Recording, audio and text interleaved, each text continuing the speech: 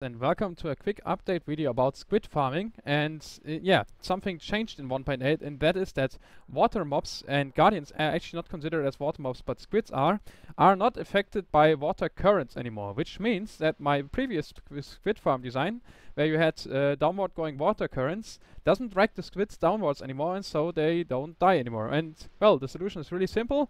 Here is just a quick mock-up. So just build a water tank and put renamed guardians in it. So in this case it's 50 guardians, and they will kill the squids automatically for you, and then you can just hook up a minecart with hoppers, a hopper minecart below, which cycles along the track like this, and dumps the items into a chest array, and here you can see the production. So to make the video not so boring and at least somewhat technical, I was trying to experimenting with different sizes and different amounts of guardians in this tank here to figure out what's the best configuration.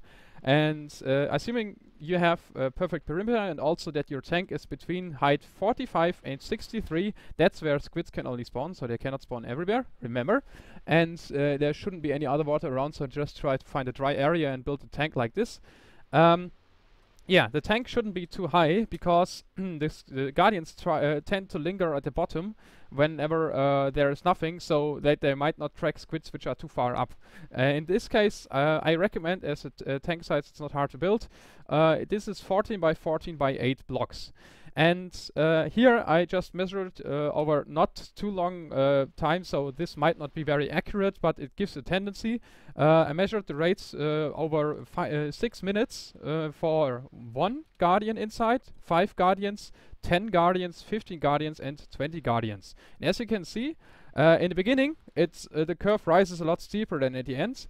This is actually really simple math, because at the beginning, well, the guardian just cannot keep up with killing the squids, because well, there will always be 5 squids in. Later on, this is actually the same problem. Squids always spawn pretty much instantly afterwards in this tank, but the squids tracking only starts after a few seconds. So there's a delay between a squid spawning and a squid being killed by a guardian, because it also takes several seconds for the beam to actually deal damage to the squid. So that's why this doesn't scale up linearly anymore. Also, at some point we have so many squids in the guardians in the tank that they actually block spawn spaces for the squids.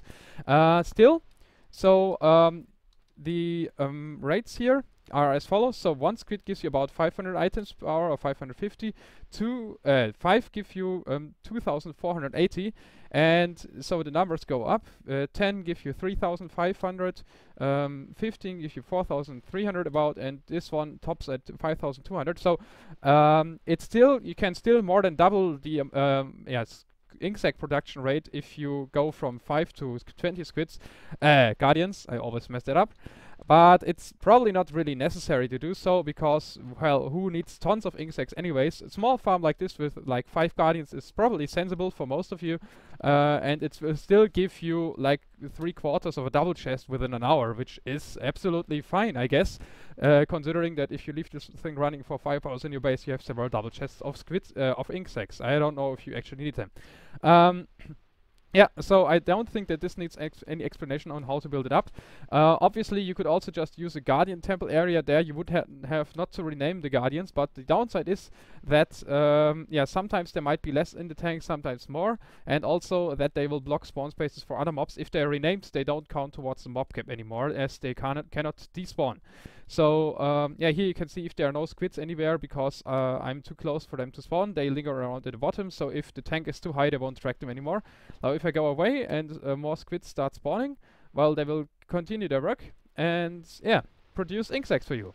So thanks for watching, guys, and see you in the next Minecraft video. Goodbye!